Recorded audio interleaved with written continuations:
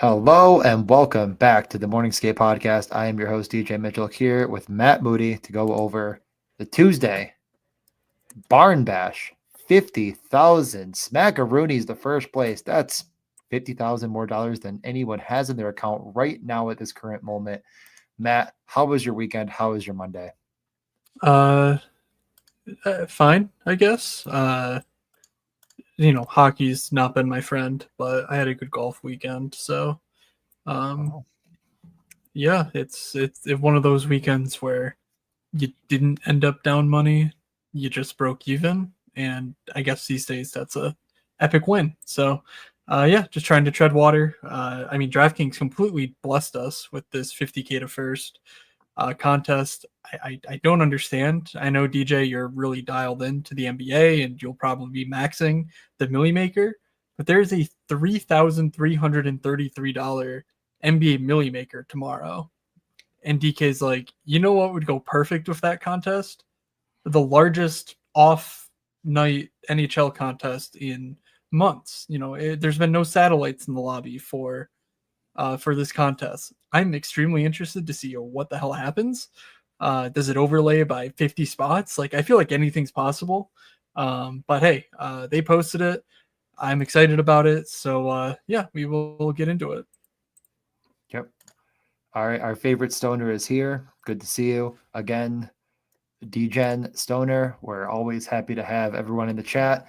Yeah, if it overlays by any number of people, I may end up jumping in myself. I had a decent betting weekend, capped off on Saturday, plus the underdog. I mean, the best part, in my opinion, about the contest this year was the fact that still a 25K up top, but a bit of a spread. So getting three teams through, $1,500 right back into the account before everything likely falls apart. I have one team I'm excited about. I have two teams that feel pretty dead. Two centers are out on two of my teams. And then I have a Crosby Barkov that can hopefully weather the hurdle storm. Plenty of injuries, plenty of news and notes. Honestly, I feel like the slate's pretty jam-packed. Not a whole hell of a lot less. The only thing really to cover is tomorrow we'll be on the Badge Bros, 5 p.m. Eastern time, 2 p.m. Pacific for you freaks out on the West Coast, such as John. Going over Zamboni stuff. Matt has obviously done the manifesto, ton of information there. I've continued to field some questions and just send the pieces of the man. Like, everything that you could want to know is in there. Like, I don't really know what else to say, but we're also going to do a ton of, just player takes, going over a bunch of nonsense and having fun. Matt, anything else you want to say before we maybe just rip right into the slate and give the people what they want, which is less of me droning on and more of the hockey talk? No, make sure you show up to the Badge Bros, even if you're not interested really in the Zamboni, because it's always a fun time. I believe the last time we were on, we spent 10 minutes telling our story of 5 guys, 1 Prius. So I won't retell it here, but just go back into the archives of the Badge Bros, and you'll catch that. But it's a lot of fun with those guys. So in addition to actual strategy talk, and I'll actually be picking their brain about the dance contest, the NBA version, because I don't know what the meta is there and like how the NHL compares.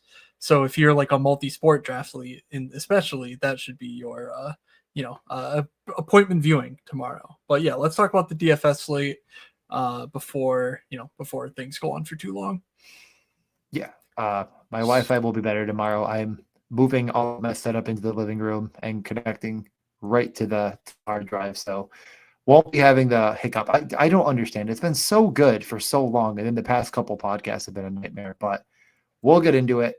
Matt, give us the general DJ's overview. Just casually admitting that he doesn't give a shit about the Morning Skate podcast. So he's like, I could fix it. I could do something different, but you're not important enough to, get the job done. So yeah, it is what it is. All right. So anyway, here is the rainbow chart for Tuesday. We have 10 games on the docket. A lot of stinkers up early. It seems like Tampa looks like they're in a good spot going into Pittsburgh, or hosting Pittsburgh. Carolina versus Nashville. Winnipeg versus Washington, though Winnipeg has some very important injury news. Oddly enough, Detroit looks fine. Colorado looks fine. Seattle looks pretty good. I'm very excited to talk about Seattle once again. And then LA also looks pretty solid. Otherwise, there's options for sure up and down the slate.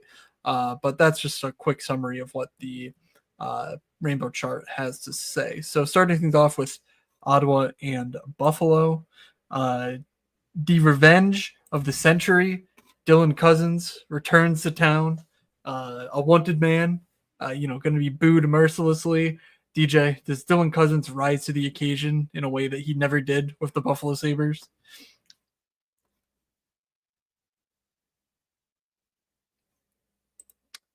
I see DJ's internet has completely failed him. It says it's good. You can't hear me? No. Just we heard you click. I don't understand. Just talk.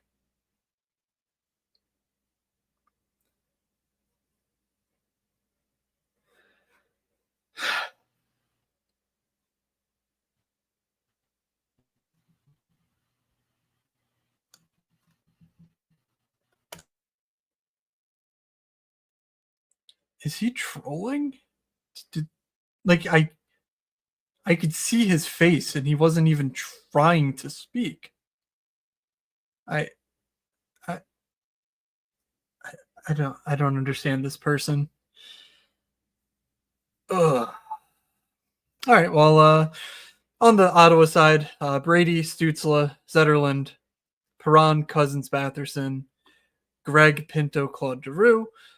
Power play 1, Brady, Stutzla, Cousins, Batherson, Jake Sanderson. It appears that we have Artem Zub and Nick Jensen both in the lineup, good to go here. So no Travis Hamonic. Yeah, I mean, it's a spot. I think I'm just sort of deferring to my just don't play Ottawa take that's been pretty long standing here. They're a very boring team. They're not exciting at all. DJ, can I get your thoughts on the Ottawa Senators? Yeah, I don't know what was going on. It says everything is good. I could see everything fine, and it just, you couldn't hear me. So I'm just thinking it actually may have not been the Wi-Fi, but we'll see how that lasts.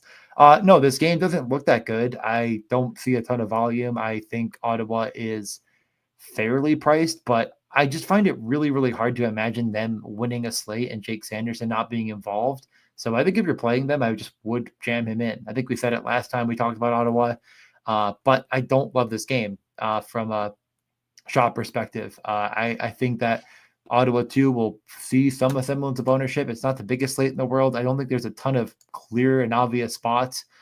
So yeah, I think there could be some level of ownership that comes in on the Dylan Cousins revenge narrative. I'd rather just not do it in DFS, to be honest, but I'll certainly be betting him to score a goal tomorrow because all I know is pain. Should I go get my Dylan Cousins jersey out of the closet quickly?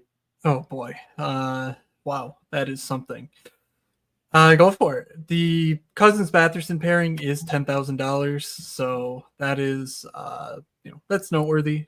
Power play 1 correlated mini stack, but I don't know. We can move on to the Buffalo side of this matchup.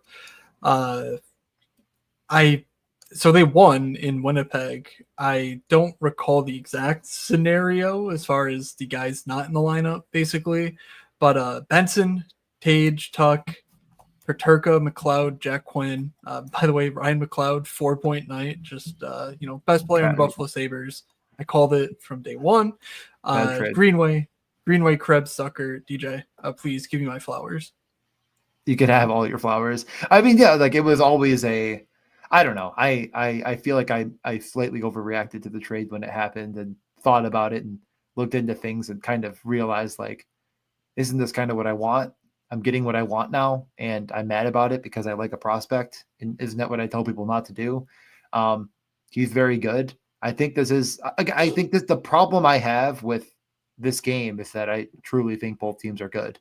One of them wins games and one of them loses games, but they're both good teams. I don't know how to stack the Sabres to success without just taking the obvious route of, well, it's got to be through Thompson and Dahlin, and it's just too expensive for this game, too expensive on this slate. If you want to play McLeod and chase them points, go chase and have fun. Be my guest. I won't be chasing them myself. So Yeah, I think I'm this game is not like a full cross out for me. I think there's at least a semblance of goal upside, but I don't think there's the GPP winner 50K to first in this game. Yeah, the power play is interesting. Jack Quinn's finally been like completely removed from power play one after what feels like on off on off on off all year, and pretty consistently power play one.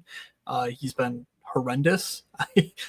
There's really no words to describe just how bad Jack Quinn has been all season.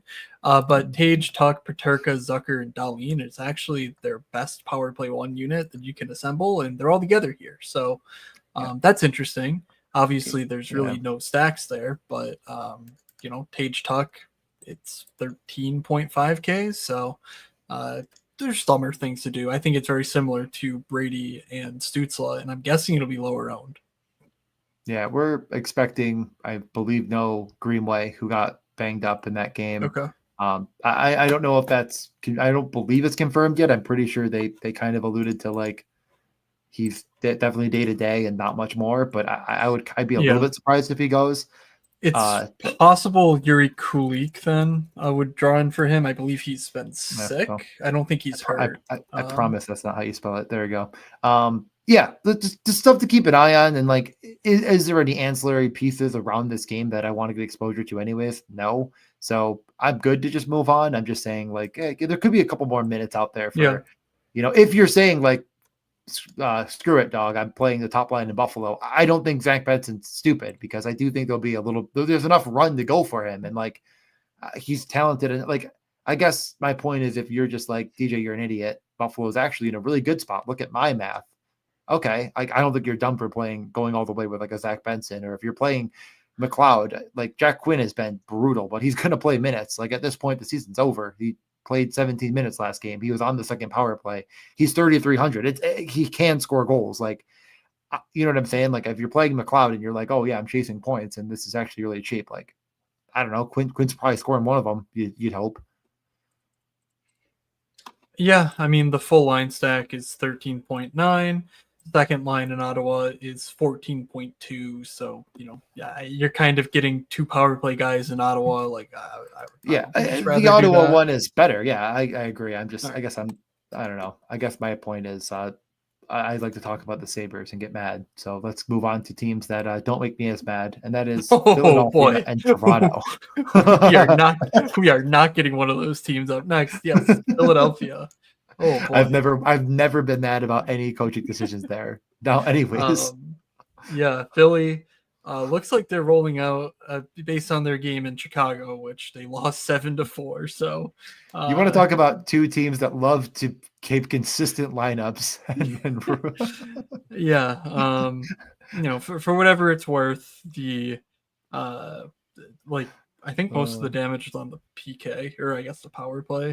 They gave up 2 against on the power play, and 4 at 5-on-5, or 5 at 5-on-5, or whatever. One may have been empty netter, actually. There were 2 no empty netter. Okay, but anyway, it wasn't like there was one line that was like a -3 that like, oh, this line's getting broken up. So I'm guessing they just stick with it. I don't know though. Forrester, Cates, Brink, seems pretty safe together against Toronto here, 13K. Konechny, Couturier, Michkov is 17K, all power play one. And Lexell, Paling, Peltier, and Delorier, Abels, Owen Tippett. So, like, clearly RIP Owen Tippett. But yeah, the matchup's pretty brutal. There's not much to look for. If Ristolainen draws in, maybe he's an option. But, we've said that for 3 weeks now, and he's just not playing. So, no idea. But everyone seems pretty priced up besides Michkov, honestly. Like, Drysdale's 4,300. Couturier is up to 5K. Konechny's 7K for, I don't know why, 6,800 makes no sense. He's like, at least Michkov has like the underlying shot volume. Konechny just has nothing. So like, there's nothing here besides Philly one. I think Forrester, Cates, Brink is genuinely a decent play for 13K. Yeah, it kind of feels like if you turn the cards over and you played Philly one, I just think that you may have overthought it. It feels like a bit of a galaxy brain.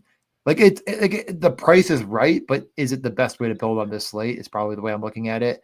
kind of don't like this game either. I'm not saying you couldn't play the other side of the coin here, but I just don't think this game's going to, again, like it does this game project as a GPP winner? Not many do, but this game I think particularly doesn't outside of Matthews, who is just nuking. So I think it's the only way I'd build in this game is around him. He's just the best goal scorer in the world, pound for pound. It has not happened this year, but he still has 63 points in 55 games played. He still is shooting the puck quite a considerable amount, especially as of late. So I'm considering it's not generational levels, over the last 5, about 8 attempts per game isn't the best in the league. It's not the best in the world. It's very good. And he can definitely, in the right opportunity, score. And Philly has struggled in every aspect of the game. So that's my only interest here. I don't think it's going to get overlooked, obviously. That top line fully correlated, all that nonsense.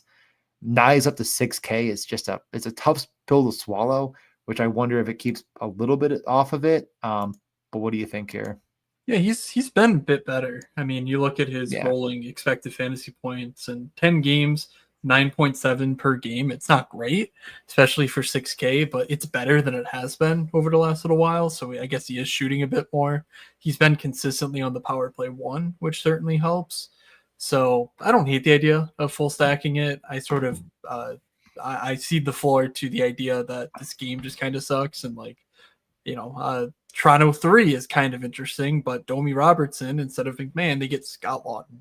And it just feels like everywhere here's there's the revenge factor. The is this game it's in Toronto. Okay, so not quite the not quite the emotional or whatever return, but just kind of anchors abound and not a ton of fun.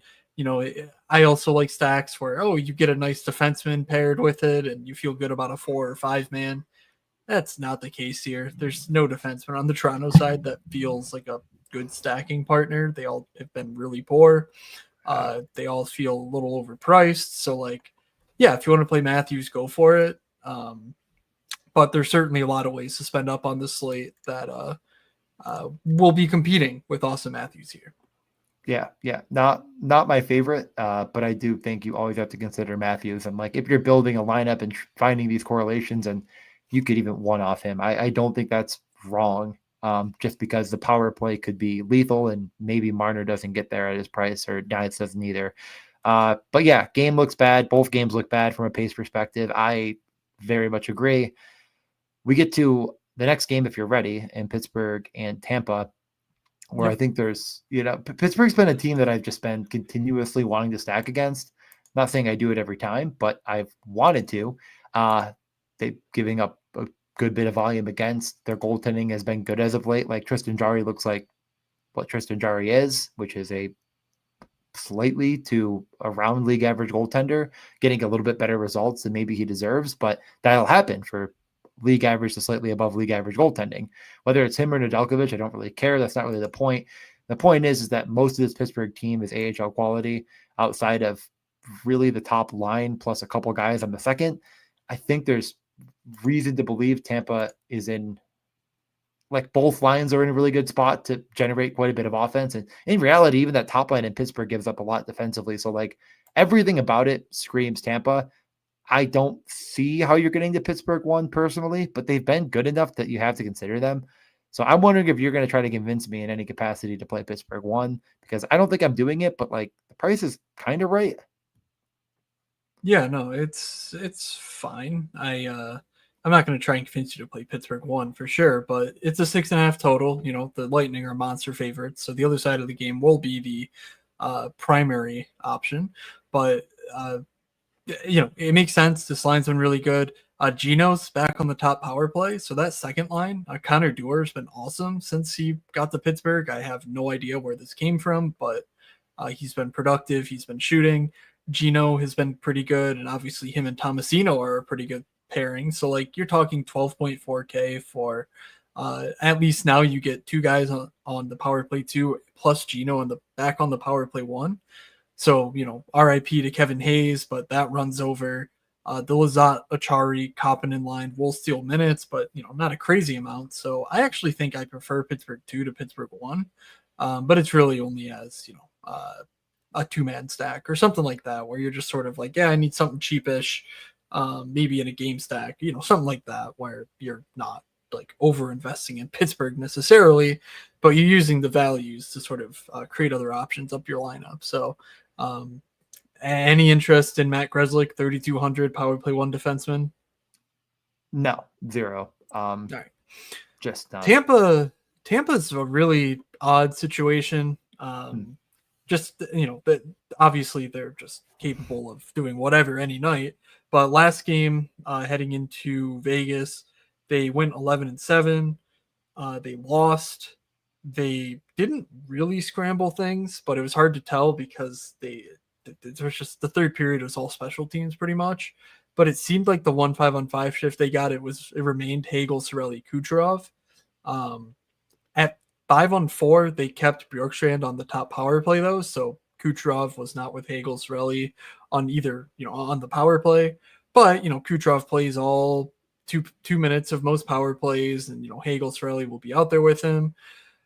It's a really difficult situation to sort of figure out though. Like, is because Gensel and Point in 11-7, they just played with whoever. I mean, sometimes it was Kucherov, sometimes it was Gord, sometimes it was Gonçalves. Like, it's really hard to stack like appropriately outside of around Kucherov. I think fortunately that's all we need to worry about.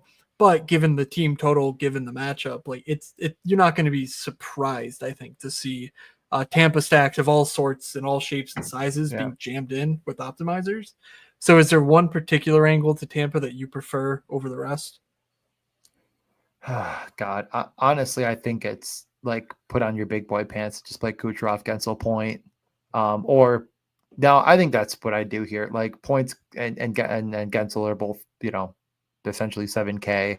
I think you could find a way to make that lineup work. You're not getting Hedman in, who's been very, very good as well. I don't think there's any way that's happening, but I personally think I'm going all the way, and I'm saying that it's partially power play. It's partially just like those guys are going to play with Kucherov. Like if it's 11-7, that's just happening. And it's not bottom of the barrel price, but it's just about, this is as low as not as low as it's ever been, but it's around there. So I'm willing to consider the 3-man stack if I'm doing it. I do think it's going to be popular to play Tampa, and that could be the 3 that people get to because it's not really sneaky. It's just not as apparent maybe as some nights. So consideration, but I feel like I'm going to look tomorrow. Everyone's going to be in the Discord saying, what a chalk donkey. How much chalk how did he even say it without the chalk in his mouth? And I'm just going to look down at the floor and say, well, I just wanted to, okay, you're right. Jake Gensel revenge? Question mark? Exclamation point, if you ask me personally. Point. Okay. Interesting. Yeah, not much else of interest here. They had some random goalie Halverson make his debut the other day, but he's now up to 8K, so there's really no risk of any nonsense in goal, I would think. I don't remember what the deal with Johansson was, but basically there was a goalie not on the slate the other day, but don't worry, he's not priced at 6,500. Should Vasi not start? We can move on. Yeah, thank you. I know you were. We can move on to Nashville at Carolina. Heading into Carolina, usually not the best sign of success. I'm just licking my wounds though, because Nashville finally gets there against Toronto on Saturday, and I finally came off of it. I spend the last 2 weeks on the podcast saying, well, Michael Bunting is going to be the best player in NHL history, and Nick Blankenberg is revolutionary defensive, like just jamming in Forsberg with whatever value du jour that I was interested in. Never gets there, never does anything. Andrew Brunette wonders if his guys would rather just like retire than play hockey. Like it's just terrible scenes. But I guess Toronto fixes all because Forsberg, I think he's outscored the next closest player on the slate by like 12 on Saturday. And he was 1.2% owned, and I had none of it because I suck. But yeah, Carolina hasn't been the best recently. Now, Jordan Staal has missed some games. Dmitry Orlov has missed some games. They're both back. We're not sure about Andrei Svechnikov. He missed their road trip, but now that they're back at home, it seems possible at least that Svechnikov could be back. So be on the lookout there. But, in any case, this game doesn't look as terrible as you might think on first glance based on the expected goal pace. It is tied as like the best game on the slate, and it looks fine by actual goals too at 5-on-5. So obviously Carolina carries the water, especially as far as like shot share goes, but it's not a dismal game from the Nashville point of view. And based on last game, which again was a loss to St. Louis, but it was like a 2-1 tight game throughout. Forsberg, O'Reilly, Evangelista, Bunting, Stamkos, Marchessault, LaRue, McCarron, Sissons, and then Bellows, Svechnikov, Smith. Obviously, bottom two lines didn't play much. It was just the top six all day. Philip Forsberg, 7,600. Luke Evangelista, 3,700. Nick Blankenberg, 3,200. Those are the only three names I would consider. Evangelista on the power play 2, Nick Blankenberg likely on the power play 1. But DJ, any additional thoughts on Nashville here in this matchup or in general? In general, they're they've been sneaky. I remember when they were just the every night chalk that made no sense. And now they're dead. Blankenberg at 3,200 continues to be a good play. As you mentioned, he's playing a ton of minutes. He profiled as a I wouldn't say a rates monster as much as just a good puck mover. Of course, if you're stacking Nashville, makes sense on that first power play. I do struggle to find the right build at the right price. Like I just am a never Ryan O'Reilly guy. I think it's just Forsberg, Blankenberg, or nothing because they're not going to get ownership again, and that's where I think the magic could happen. But probably you throw in Evangelista. He at least does shoot when he's out there, and right now he's out there. So that's where I'd go. I doubt I end up doing it. All right. I'm enjoying what Stoner's putting into the chat. Was it this year or last year that you had some silly Saros bet of like 50 plus saves? Something? Yeah. It was 50 plus saves in a game because he had like 65 against Carolina that one night.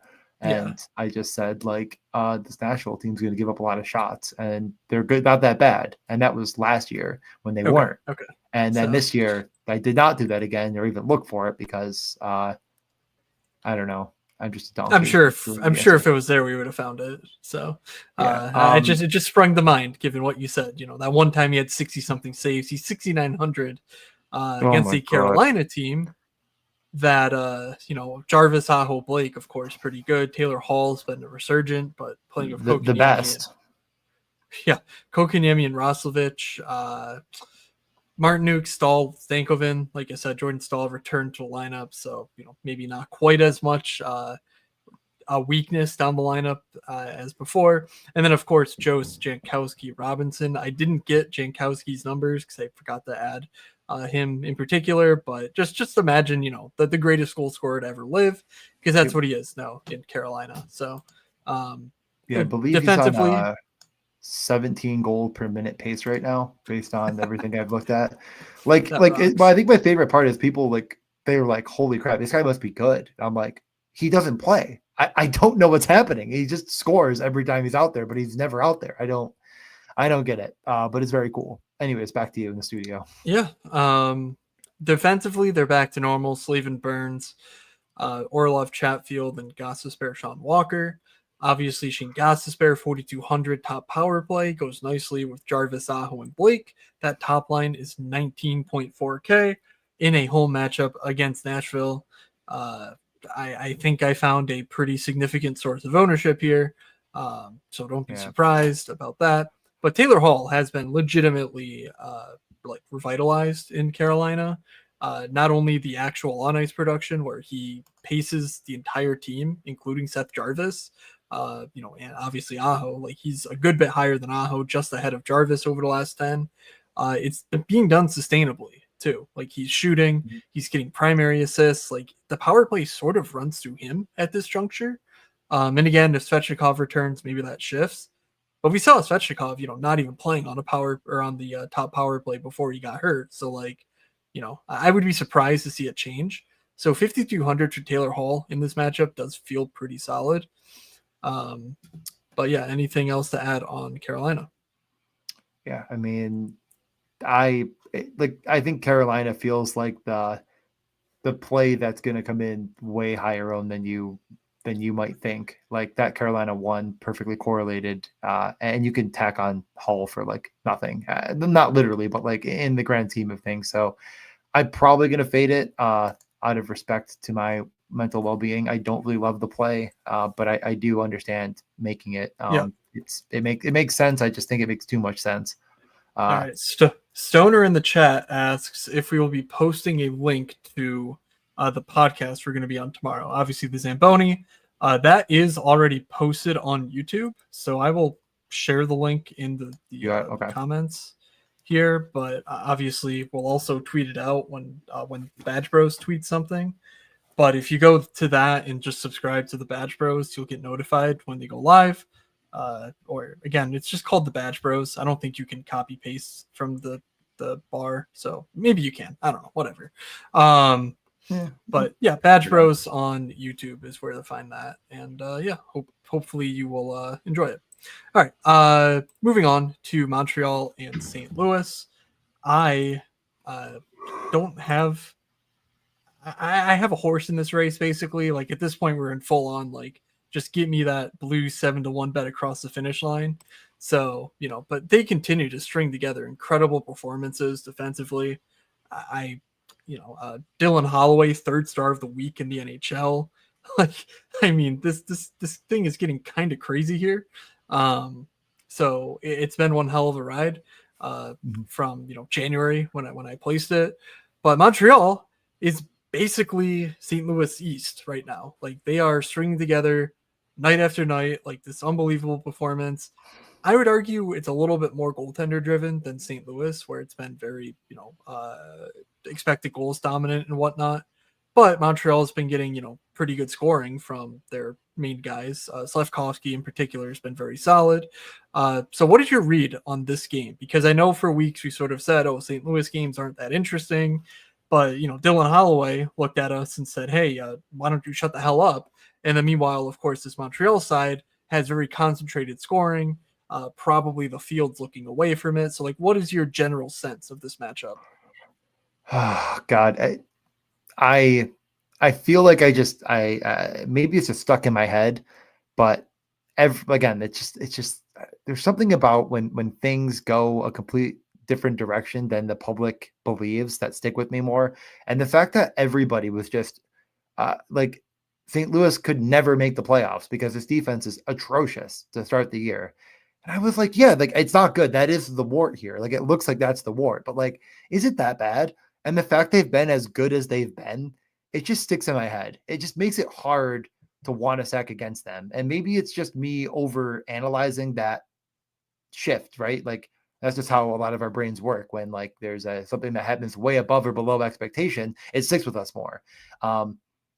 But stacking Montreal is stacking Cole Caulfield. It's saying he gets there.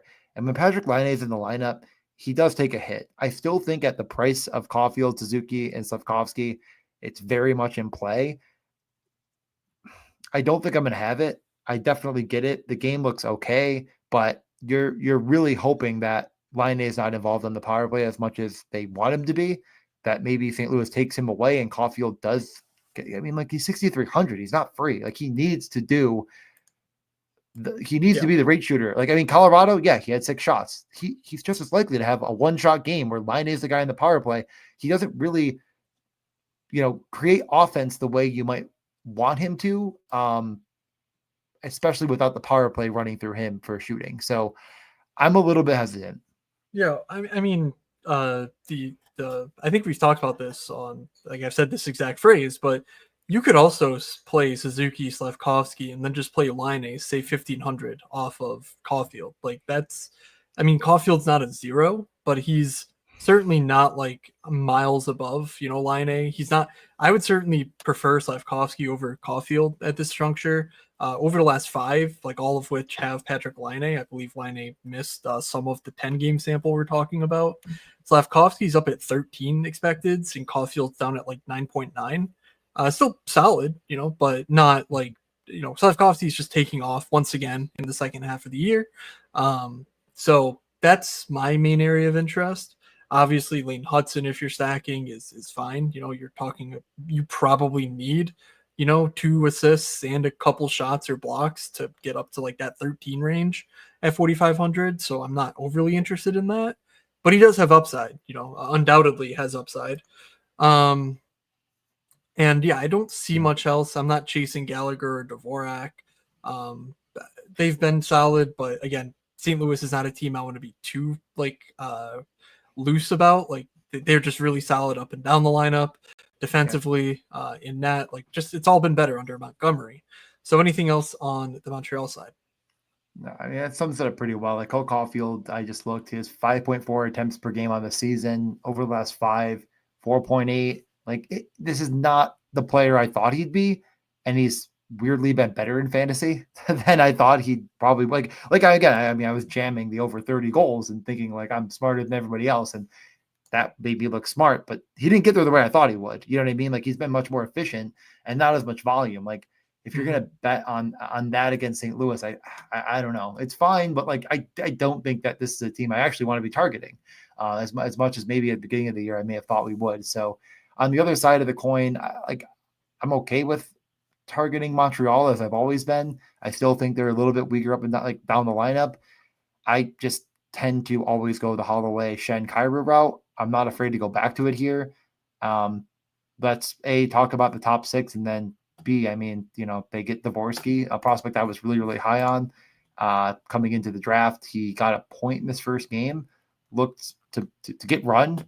Looks like he's going to be involved and used. Maybe not as much as I'd like at, for 11 minutes, but he got power play run. So what are your thoughts on everything here? Did he get a point? Is that he true? got an assist. Well, he's not on the He's not on the DK slate, and Natural Satric says he doesn't have anything from that game, so I don't know. Whatever. Doesn't matter. Nope. Doesn't matter because he's not on the slate. It matters to me. Well, he does not have a point. No, they took it away. He had a point on the Texier goal, and now he does not. Wow. They tweeted it like first point and whatnot. They gave it to Bolduc. I'm gonna have to go back and watch the play now. I thought I was watching it too. I mean, I was watching the game; it was on, and they were talking about like his first NHL point. Well, that didn't last. That's what you get for watching the games and not just being a computer nerd like me and just running your fancy computer programs. Got my.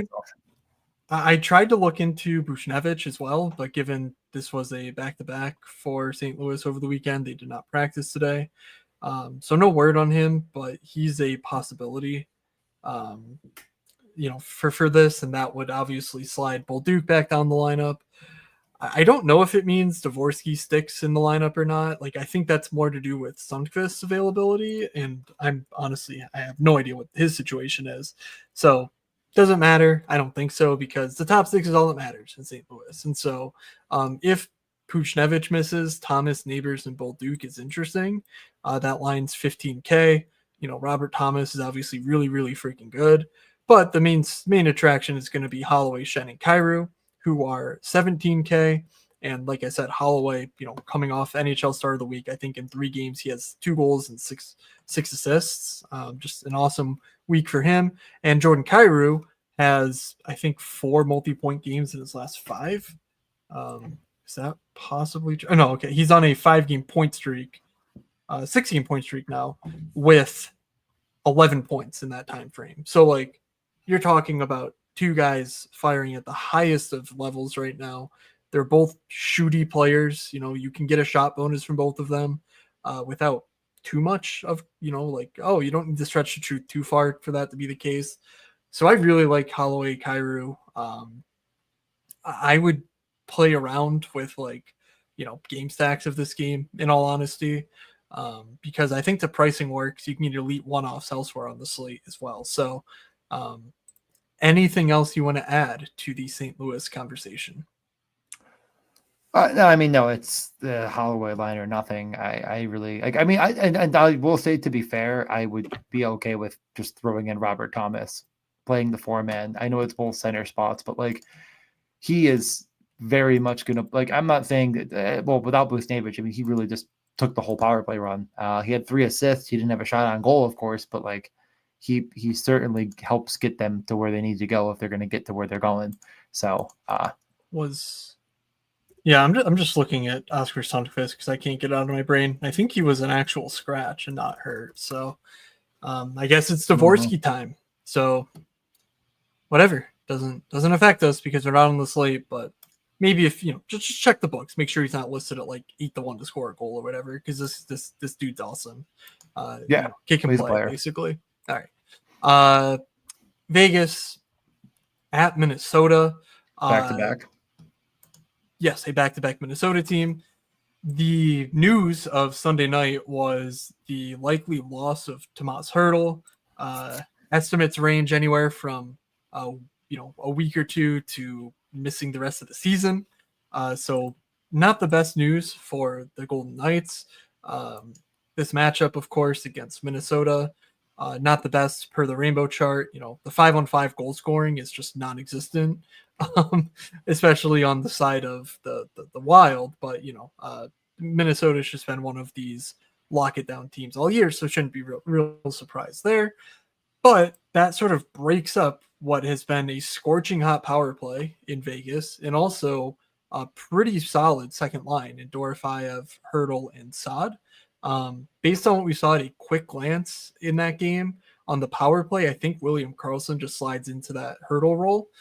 And I think at 5-on-5, I think at 5-on-5, Karlsson will also slide up to that line as well. But it could be Nick Waugh going up there. It could be Brett Howden. So keep an eye on that because that'll be pretty important. If it's William Karlsson, though, Vegas 2 going to Minnesota on a back-to-back is 12.9K. That gets you 2 power play 1 players and Brandon Saad, who I think could be a power play 2 guy, sort of replacing, the backfill. So, it's all circumstantial. Not sure what actually is going to happen, but at least keep a close eye on that because that's a really interesting line. The top line of Barbashev, Eichel, and Stone is 17K. So that's also an option as well. But we know the deal with Stone. He's very hit or miss. You get 25 or you get 3 from him. So it's very much a stack only option. Thoughts on Vegas here? I really like the top line here. I think that price is right. I don't like to buy on Stone often, but when he's 5,400, I can do it. Don't like buying on him at 7K. I think at one point he was, I'm just looking back. He was up to 7,500 at one point this season, like 7,800 at one point this season. Like I know it's like, well, he's not that player. I know that. You know that. We all know that. Is he a $5,400 player? Absolutely. Like that is where you buy on him. So I'm interested. Minnesota on a back-to-back. I know the game might sound a little bit sluggish on paper. Both teams are still kind of playing for something. The intensity just starts to rev up a little bit, and Jack Eichel should see all he can handle. I will add that you don't need to play Barbashev, and honestly, I'm just throwing Dorofeyev instead. Like I know that adds more, a couple grand more almost to your roster, but I think that's how it really gets there in spades and wins you a slate. So Stone, Dorofeyev, Eichel, you hope they hook up on the power play. You hope they score 4 goals and they just kind of all funnel through that top 6, which makes quite a bit of sense when you look at this lineup. Like the other guys aren't really there to score goals. They're there to play defense. They're there to match up, hopefully, against the Boldly unit as much as possible. It's on the road, so it's not going to be perfect, but Minnesota is still hurting. It's just kind of, we've gotten used to them with this lineup without Eriksson Ek, without Kaprizov, without Foligno, I believe, as well, and Brodin tomorrow. But that's quite a bit of very high-end talent. And if you ask me, this is only going to make it so they have to focus on these top guys a little bit more. I could format this even. I could throw in a Karlsson. I could consider Hannafin, but I am really interested in Vegas tomorrow. Yeah. And make sure you check the lines. They could do something more substantial than what I have. This is largely my guess. So definitely important to check that out in morning skate. All right, on the Minnesota side, you mentioned Brodin. I thought he was going to play today, and then they sort of ruled him out. Did you see anything official about him not playing tomorrow? Because I do wonder if this was a situation where on a back-to-back, they just don't want to play him on the back-to-back, so they're just going to have him come back in the second game. I don't think I saw. Okay. I didn't see a direct quote, honestly. Now that I just thought he was out tonight, and I was like, wait, so yeah, just kind of put two and two Yeah, together. who We're knows? Again, forced to make assumptions here. for sure. And if Okay, nothing actually, changes, I found a quote. oh boy, okay.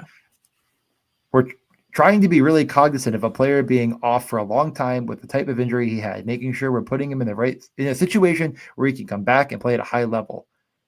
Also, not throwing him right in where he could re-aggravate is why he was off tonight. So that tells me not much. Yeah. It at least means it's an option. If Brodin is in the lineup, I'm probably just not playing Vegas in all honesty. Like Middleton, Faber, Brodin, Spurgeon, like what are we really missing out on? Generational wealth. The rainbow chart just doesn't really have a ton of interest in the game. Like, so on and so on. It's just so that's something that I think actually does matter and might just be the push I need to exit out. But assuming nothing changes from this game, which by the way, they're losing 2-0 in Dallas. So there could be changes based on that alone too. Boldy, Rossi, Zuccarello, power play 1 correlated and 18.5K. Johansson, Gaudreau, Nyquist, 11.6K, all power play 2 correlated.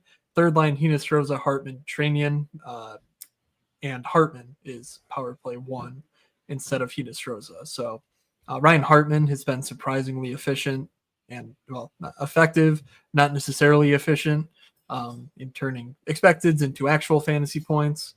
But yeah, I can't say, regardless of what happens on Minnesota, unless Kirill Kaprizov rises from the grave, that Minnesota's at the top of my list. By the way, for Vegas, Shea Theodore should play, quote, sometime this week.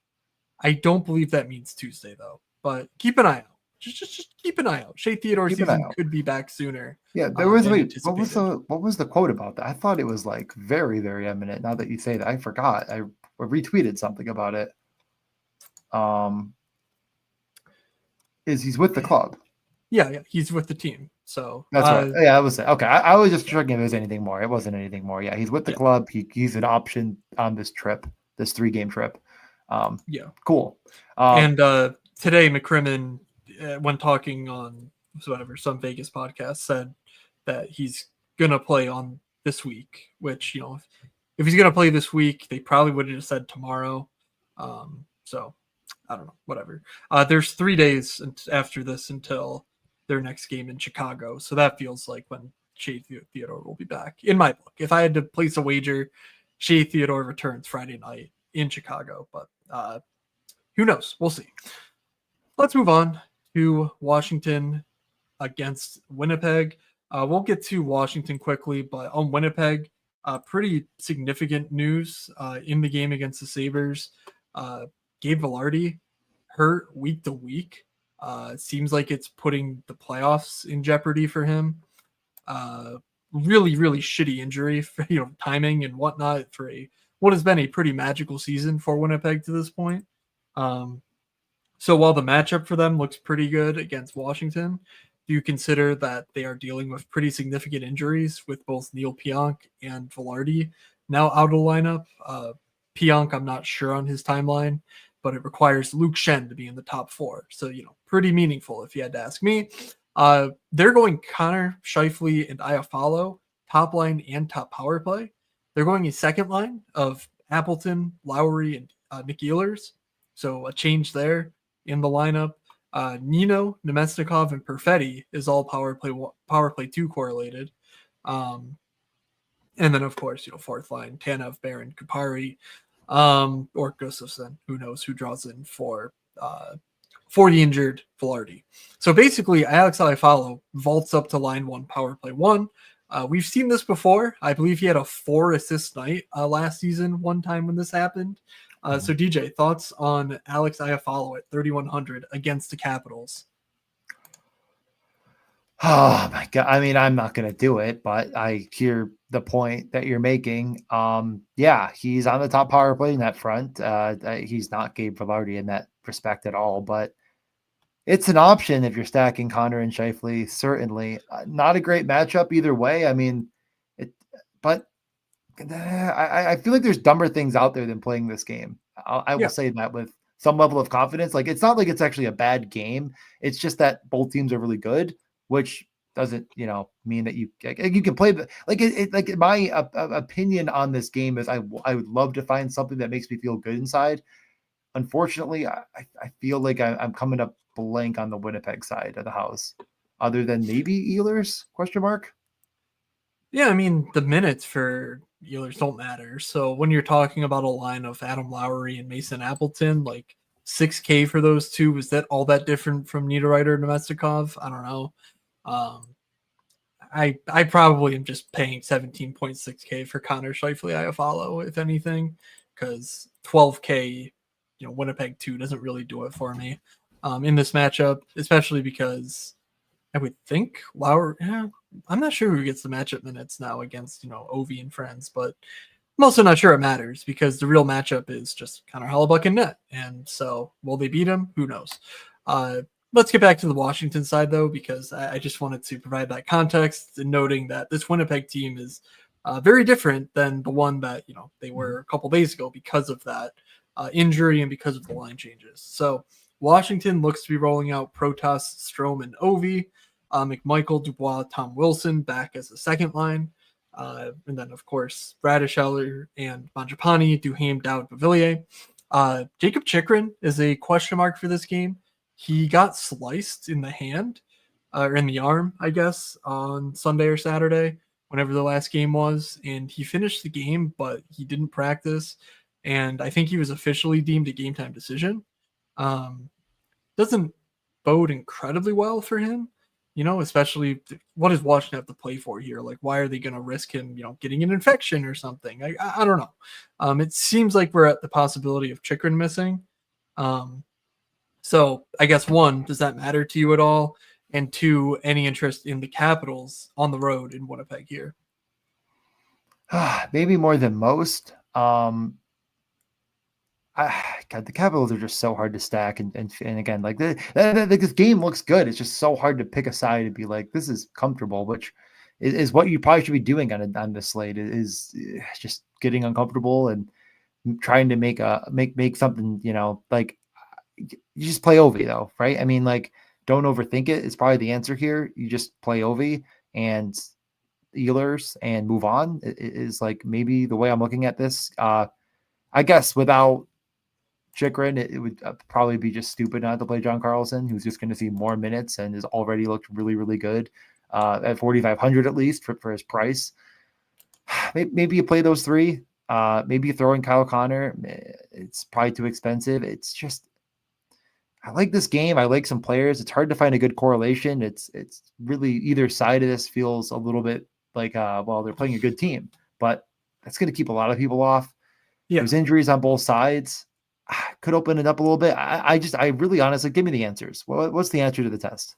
I mean, if you're looking for a game that goes 5-4 with 22 to 21 shots at the end of things, like, this game feels like the answer to that specific scenario. I think anything is built around Ovi here, but what makes it difficult is Dylan Strome has certainly been the weakest of the top six forwards and on any metric lately, and Protas doesn't get power play time. So, like, is 17.9K for Washington 1 really any better than Winnipeg 1 for basically the same price? I think 300 less.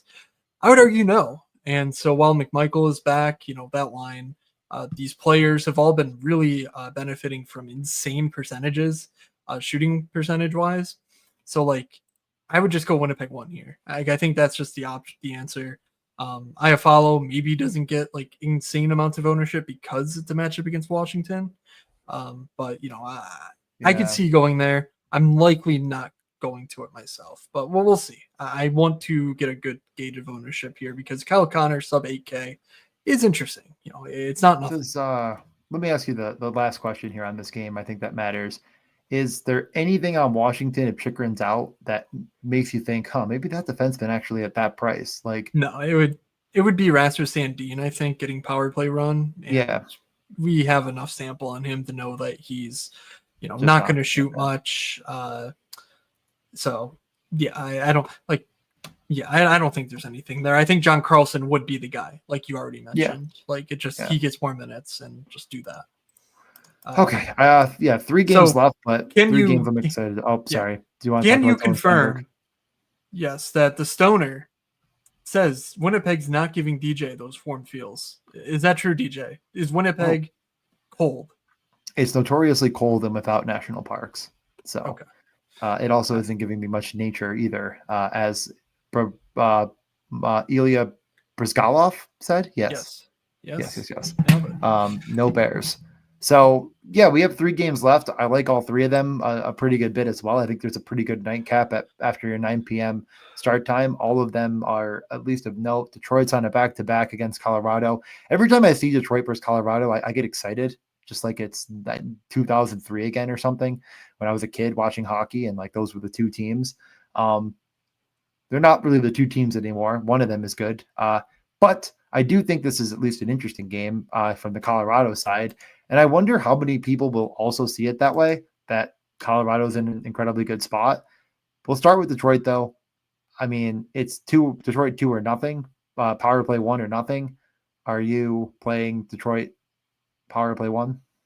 DeBrincat, Casper, Kane is certainly of interest. I don't think I'm getting to Larkin, Raymond, or Mo Sider really. But that second line, 16K.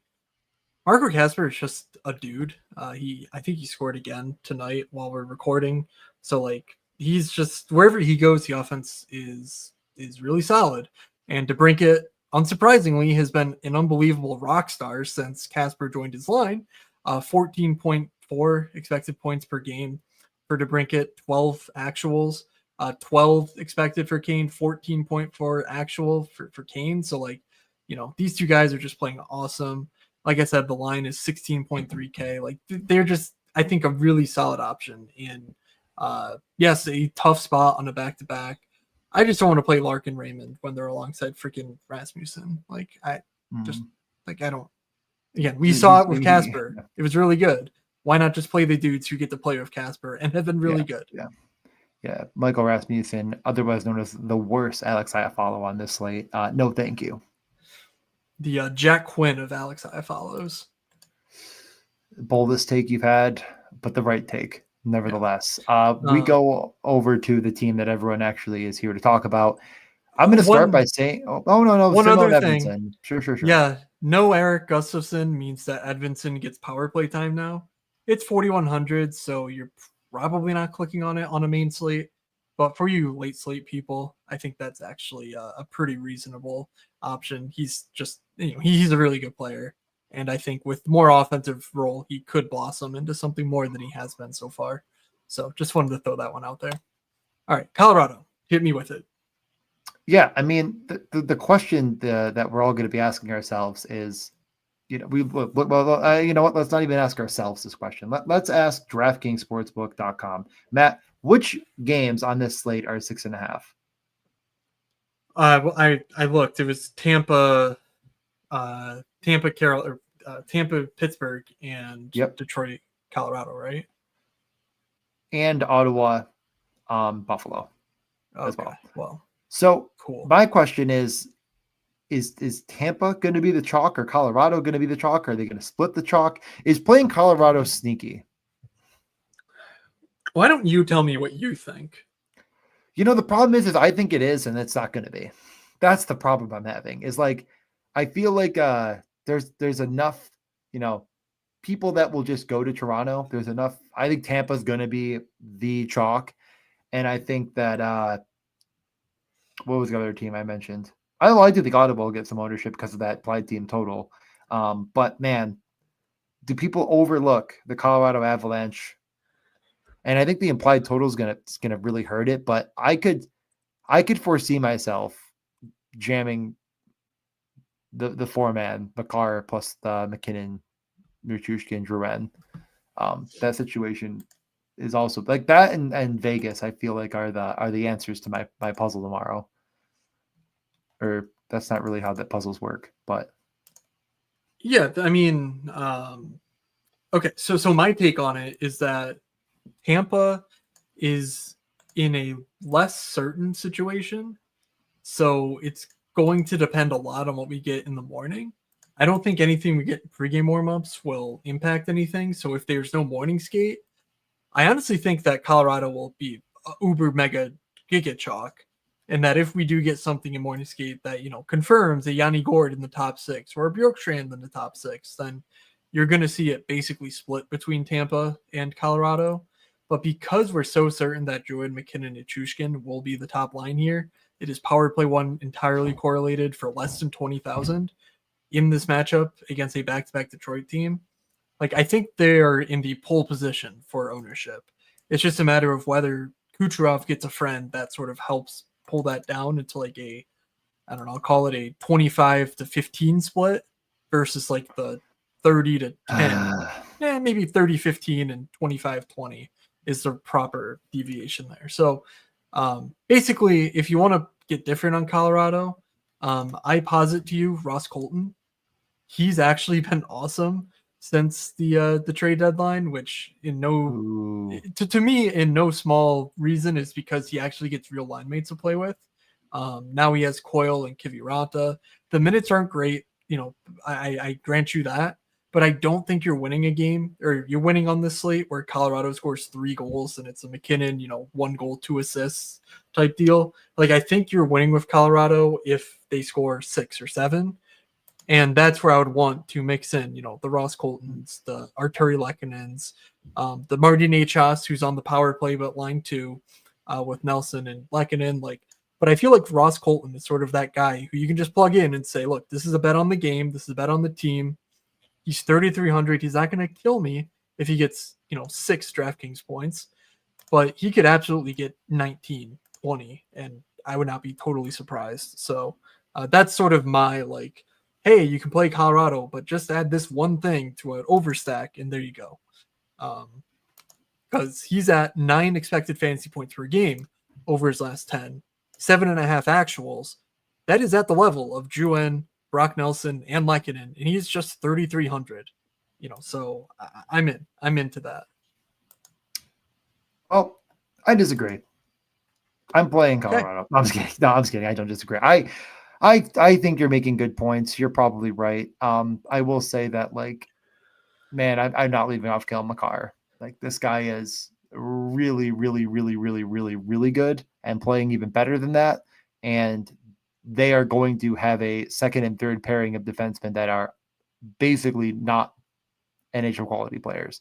Some of them, at least. Most of them. They're bad.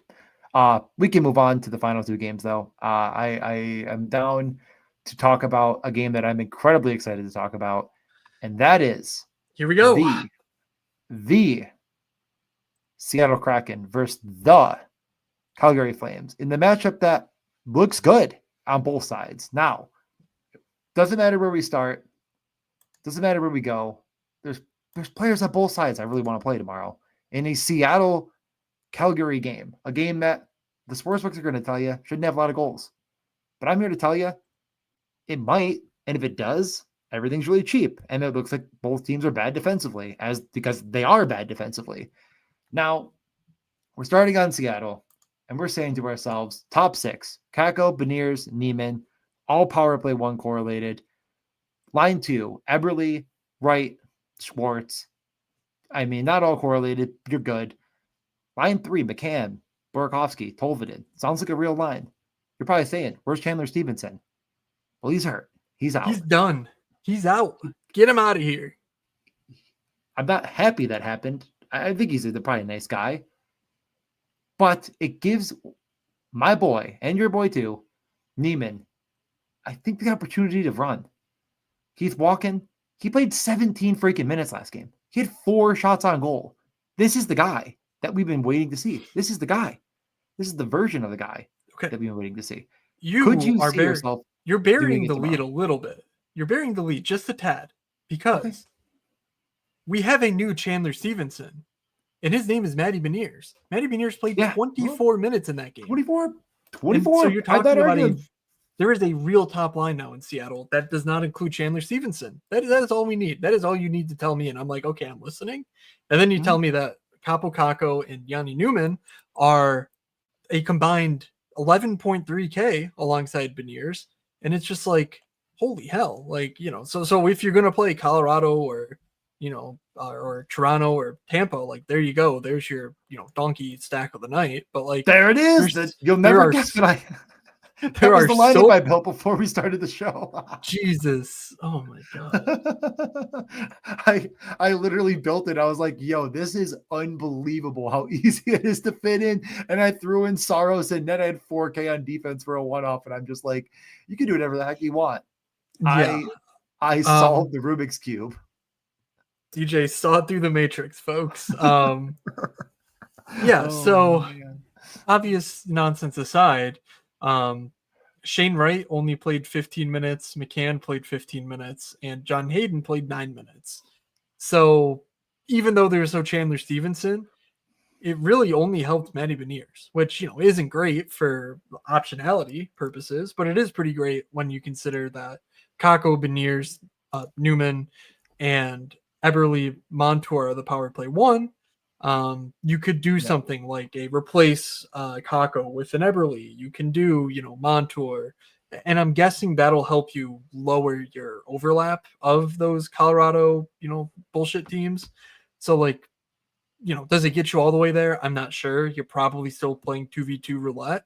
But yeah, it's an option. It's against Calgary, so it's not like a crazy good spot, but it's not a bad spot. And again, Newman's lowest, a guy I'm betting on. Lowest total of the night on the slate is this one here. Okay. I don't think it profiles that way, but again, the problem is like every game on paper could be like, let me start this over. The problem with this game isn't the potential for shot volume; it's the goal scorers. But I don't think the sportsbooks are factoring in the man, the myth, the legend, Newman. Remember that song? Remember that guy, the fat guy dancing? Doing the Numa song? That's going to be us. The German song? Or like the Numa, and then there's just that big fat guy? Probably. Okay. We'll move That's going to be me tomorrow. All right. Hey, Stoner, thanks for hanging out. I appreciate you in the chat. I didn't show all of them, but you did make me giggle. I don't think we could have showed all of them. So that is true. Want to see all of them, get in that YouTube, smash the subscribe button. As the Stoner tells us to. He does. Jesus Christ. Somewhere. He said it somewhere, guys. There you go. Smash the like button, you filthy animals. Now, you know what? Let me just continue on board with the other side of the coin here. The other, the thing that we've been waiting for is for the Coronado Frost Huberdeau line to connect. We've all been saying it. We've been like, where is Coronado Frost Huberdeau? Well, it came together, and you're probably thinking to yourself, man, that line sounds bad, or not that good, or maybe useless. Well, tell that to the New York Islanders. I want you to call up Patrick Watt and say, what happened with that? Oh, they scored 3 5-on-5 goals against them last game. The New York Islanders, a team that maybe someone respects out there. Not me, I guess, but put up 3 5-on-5 broken. goals. This has to be broken. It's hard-coded. Why the hell is it hard-coded? Okay, Matt, you fix your sheet. All right, it's fixed. It's fixed. Don't worry, it's fixed. I'm like, Coronado has not been bad. There you go. Okay. Yeah. No, it's been good. And like, here's the thing.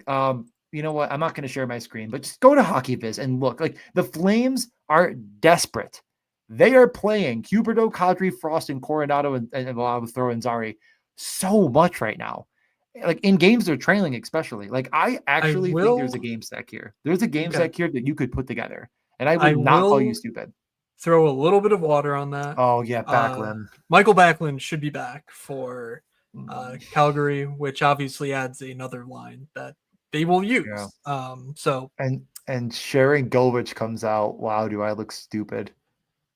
Yes. Pospisil missed for maintenance, but that's for Sharon Govich skated this morning. Okay. Yep, that's correct. Okay. So in any case, you're still getting a power play and correlated Coronado Frost Huberdeau against the Seattle Kraken. Them losing Chandler Stevenson probably helps, in all honesty. So, like, I don't view that as an upgrade. Like, I'll just say I have no interest in Calgary, But keep in mind, I'm biased against them all year. I have this bet on St. Louis, so like I just want Calgary to lose so I can be right. So that is my bias, and I'm aware of it. And if Calgary wins the Slate tonight, it's not overly surprising. Uyghur should be back. He was a late scratch in that Islanders game, but Kadri has been awesome. 7,100 is a totally fine, fair price for that.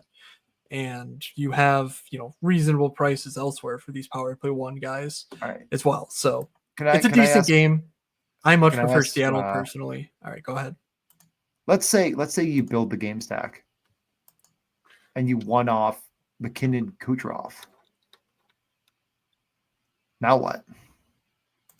Profit? I mean, I guess if you've just built a lineup, then yes. I guess presumably the two options are either you lose or you win. I would rather play something game stack plus just McKinnon McCarr, honestly. Like rather than playing, like playing Kucherov and McKinnon sounds good in theory, but like how often is it the case that McKinnon gets there without any of his line mates and Kucherov gets there without bringing along, a Hedman or a Bjorkstrand so that you just win with those two? I don't know. It's an option. This game just feels like it could be the dumbest game of the night. Like the fact that the people might stay off of it because of a 5.5 total that is basically driven by just Dustin Wolf and Joey Decord and net just feels like, man, that is some fishy chalky or fish. Yeah. Well, I guess it could be chalky as the problem on the Seattle side. Whatever. Let's talk about the game. Yeah. Yeah. I don't know, because on Saturday we sort of knew this would be the line. I saw it projected around the industry that this would be the line. It was against an Edmonton team without McDavid and Draisaitl, and it didn't really get owned. So like you could make an argument that like it's just gonna stay 7, 8, 9% because of the matchup, but not get any higher. I just feel like that this will be what the optimizers want to jam in, but make sure you check that, because I don't know how they're handling Yanni Newman at this point. Like I don't know if they're projecting Matty Beniers to play 25 goddamn minutes. So like you just be careful that you're not under projecting them personally, and see what the field's going to do with it. I could also just put like 25 on the over and just give myself something and then not worry about chalk donkey city. But let's get to the final game of the night. The actual lowest total on the slate is the rematch of the 2013 Stanley Cup, 2014 Stanley Cup, 2012 Stanley. Wasn't this the Stanley Cup final? 2013. 11? 13? Yeah, I think it was senior year. Now that you say that, high school. That makes sense. Okay. Yeah. When was the Alec Martinez OT goal? Because I think it was because I 2014. I because I remember I had one friend from college that was a Kings fan. I remember him always like talking about like the Kings won the cup and the Sabres the worst team ever. And I was like, well, yeah, but that's going to change very quickly. Then what happened? It changed very quickly. The Sabres were somehow worse, and the Kings are just mediocre to good. Anyways, as I cry myself to sleep about that, we have the rematch of the 2014 Stanley Cup final with a 5.5 plus money on the over total. Now the Kings score that by themselves +2 every single night now, based on the past 2 games. The Rangers haven't been atrocious. It's a tough matchup. I will give you that, but I don't know. Are you thinking maybe clicking any buttons here on the Rangers? No. Good. I'm not. Either. I can't get there. Panarin, Trocheck, and Brennan Othman is the closest thing to that I would do. Othman is a guy who we've talked about as being, a prospect of the shooter mentality. He's now in a role with Panarin and Trocheck, but unfortunately it's on the road against the LA Kings. Like, no. Who would have fit perfectly there? They should have traded for a guy like Kakko Capo at the deadline. Wow. DJ, you just nailed it. You just fixed the Rangers. Imagine what the Rangers would be like. That would have been a good deadline ad. Yeah, you play him with Cooley and Hedl, and who knows what happens this season. It's as if the Rangers weren't broken, but But it doesn't matter if they Right. could be broken. Yeah, no, not gonna play them. We can make fun of them, but they're better than the Sabres, so they can just laugh right back at us. Not gonna touch this game. I'm I might not touch this game, I don't think, but definitely not touching the Rangers. Yep, Panarin's interesting, 7,200. If you told me you were one-offing Panarin, I would kind of just shrug and be like, okay, that's fine. Mm. Like, he's still been really good. The only player worth a damn. And 7,200 just feels pretty cheap for that. But yeah, I don't know. Whatever. On the LA side, we have the AK-47s finally doing something last time out. So kudos to them. And we also have Trevor Moore out. I believe he's out for a week or two. I could be wrong there, but I'm pretty sure it's through this week. And so Lewis steps in alongside Deneau Fogel. That makes the Laferriere, Byfield, Fiala line like a true second line instead of like this, oh, well, is Deneau Fogel Moore actually going to play 17 minutes each? Like, I just don't think Lewis is getting that amount of ice time in a competitive game. And then they are going 12-6 at the moment. So Turcotte, Hellenius, Jeannot, fourth line. A little bit less interesting than if they were to go 11-7, but that could change at a drop of a dime. So, defensively, who cares? Brant Clark's not getting any power play time. He's 4,600 LOL. So, just you're not gonna believe what HockeyViz says for the AK-47 line. What D pairing they were with that worked very successfully. I'll give you one guess. Was it possibly Brant Clark? Yeah, absolutely it was. It's actually unbelievable how much better we would be as NHL coaches of every team than the current coaches are. Outside of none of that, I would say we're better than every coach. So yeah, pretty impressive stuff. Put the best player with the best players, and create offense, and like let Joel Edmondson try to be good defensively. And in fairness to him, he really hasn't been a total zero as far as fantasy. So not going to play him, but I'm just saying. But yeah, more or less not that interested in this game. If you want to go running and chasing the LA Kings, strap on the shoes, have at it. But the Rangers are not going to push the pace, and I just don't really think it's all that interesting of a game. So yeah, there are plenty of spots I like more, and it's not cheap enough for me. Yeah, the underlines look really solid for LA. They look terrible for the Rangers, and obviously the real goals look decent for them too. So it's defensible for sure. It is defensible. I think the problem with LA is like, where is it coming from tonight? It has been a common thread. And like we just said, well, the AK-47 line finally got there. And it's like, they scored 14 goals in the past 2 games. And like, you know what I mean? Like they have 3 really good lines. And like 2 of them produce at a very high clip. So pick your poison, but let's pick our poisons. And that meaning our top stacks and guarantee goals. I guess I will not go Colorado, Seattle, and just say the chalkiest chalk of the night. I will try to be unique and creative. So Matt, I'll send it to you. I always go first. Why don't you go first this time and give me your top stacks of the night, 1 or 2? If you want to give them both, go right ahead. In the matchup of the 2 best teams in the NHL, I am siding with Alex Iafallo. That is the Warrior. I am following in the battle. Iafallo, Kyle Connor, and Mark Scheifele. Top stack of the night. They are top of the standings, and they are bottom of the alphabet. Very cool. Winnipeg, Washington. I don't know why that connection just came to me. I'm going to go with Vegas 1.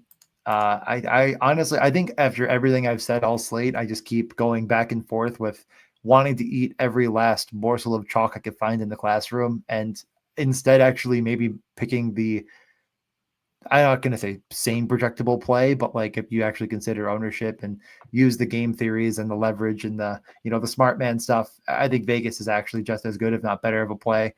Give me the reduction on Stone, throw in Dorofeyev and throw in Eichel. If you want to put another piece around it, of course you can, and make it a 4-man. No one's ever going to say you're stupid for that. Obviously, it wins many slates. Okay, I am going to. Okay, I didn't think of it that way. I'm going to go back in the battle with Detroit too. DeBrincat, Casper, Patrick Kane. Going into Colorado, again, we talked a little bit about this, but Sam Girard should remain out. we're talking about a bottom 6 or bottom 4 of Keaton Middleton, Eric Johnson, Ryan Lindgren, and Sam Malinsky. Like, Taze and McCarr should eat up Larkin and spit him out. I think Marco Casper gets the job done for us. Oh, yeah. 16K for right. guys who've just been smashing against a Colorado team that I think will score. So let's make this like a game stack. Let's make it a fun game rather than just a sad game where Detroit gets catapulted out of the arena. So Detroit 2, Winnipeg 1 for me. I like that a lot, honestly. I feel like I was just like, oh yeah, you could consider Detroit too, but like, who's really clicking those buttons? How stupid would you have to be? And it's like, actually, that's probably actually pretty smart. They're going to see a really good matchup, and they could not be more desperate. I mean, they're a few losses away from death. I guess my second stack, I'm going to go with the St. Louis of it all. I mean, whatever. Of course, it can always be a 4-man with Robert Thomas, but I'm Shen, Holloway, Kyrou till the day I die. Okay, I can get on board with that. All right, do you have a guaranteed goal at top of mind? Not even a little bit. Good. Do you? I'm gonna go JJ Peterka. Whoa, taking us to Buffalo. In the Dylan Cousins revenge spot, it is his old friend, his old teammate, his old I guess center. No, it's teammate and Ryan McLeod. Because remember, DJ, Peterka Cousins Quinn was the future of the Buffalo Sabres, but now still is. Ryan McLeod is the future of the Buffalo Sabres. But what does he do? He passes. JJ Peterka scores. JJ Peterka 6,300 guaranteed goal on Tuesday night. I think it's more of like when you're stuck in like prison and you see someone escape, and then you get on the other side and you're not even on the other side, you're still in prison, and they like come in for a conjugal visit. You see him on the other side of the glass. That's really what JJ Peterka has in front of him, and he's going to be on the killing spree. He's going to try to murder him.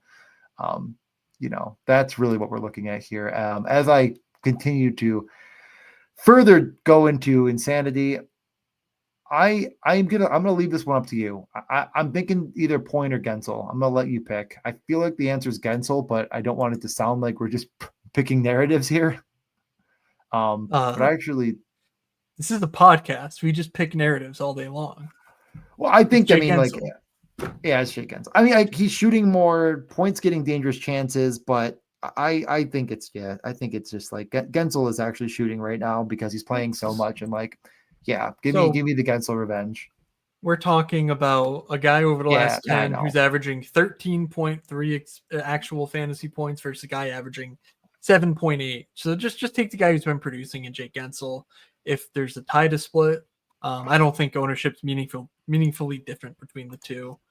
Nor are there any like considerations about and honestly, Gensel's going to be worse odds. He always is. I always am shocked that it's Point plus 115 and he's like plus 150, and it's like, huh? So yeah, I'm actually being smart and helpful. Yeah, I have 4,700 left. That is the perfect amount for one Mr. Jackson Blake, who over the last 10 games has a 43 shot attempts. He has 4 expected goals and 0 actual goals. So bank on him to get right in a power play 1, line 1 spot against the Nashville Predators at home. Jackson Blake and JJ Peterka, my guaranteed goals. DJ, wrap it up. I mean, I'm 50-50, and I'm going to let you make the call again. Kako or Newman? I mean, it's always Yanni season. Yes, there he is. Give me Numa, Yanni Newman. Without Chandler Stevenson, you would say he's a brand new man. I'm a brand new man. No, Brooks and Dunn. No, you're good. You're good. That was really good. Very good joke. Everyone's laughing in all of our hundreds. I think there's actually 400 people watching live right now. Yeah, the numbers just need to be multiplied by 100 in order to be on scale. All right. I was gonna try to play the Numa Numa song, but I don't know how to spell Numa Numa. I don't think that's like a real word. I started NY like Johnny Neiman or Newman, like but it looks like Neiman, and that didn't help. So yeah. If you weren't queued up with it already, I think we should just get this Numa. plain. Is it Oh, NUM? Okay, yeah, but it's probably closes. I We don't have- think it was even called Numa Numa. We are skidding down the runway, about to crash into the fence at the end. So, let's just say, Pretty great good joke, for us. DJ. You did it. You had a worse joke than me is the problem. I'm not even saying it was a bad. I was just gonna play the song, and I actually got it out, and actually like it did it. No, mine's not a joke. Mine's literally I don't know how to spell Numa Numa song. And like, I don't even know. Mine actually makes sense. Mine's not even a joke. It's a real brand thing. Like I don't. New man. Because it's brand new. He never changed. He just isn't. No. He's now the same he gets guy. 17 minutes. That doesn't change 17 minutes. It changes him as a play, and this is a daily fantasy podcast, not a real life who's going to be good in 20 years. Who are we going to look back on as a good player podcast? What if we do that though? And God. I gotta go listen to a song. Maybe you're not gonna ever guess what it's called. So all right. Make sure you tune in to the Badge Bros Tuesday at 5 p.m. Eastern on the Badge Bros YouTube channel. We will be drafting Zamboni streams over there. We will be talking about the NHL playoffs. We will be doing whatever. Yes, I know that video. That guy. Yeah. Okay, I won't play it out loud. All right. So make sure you check that out, and yes, make sure you get into the DraftKings lobby on Tuesday because they did gift us some really solid contests. Obviously, the 555, but there's still 5 figures to first in the lower stakes as well. So thank you all for listening. From Doug, from DJ, from myself, have a good Tuesday, everybody, and we will see you.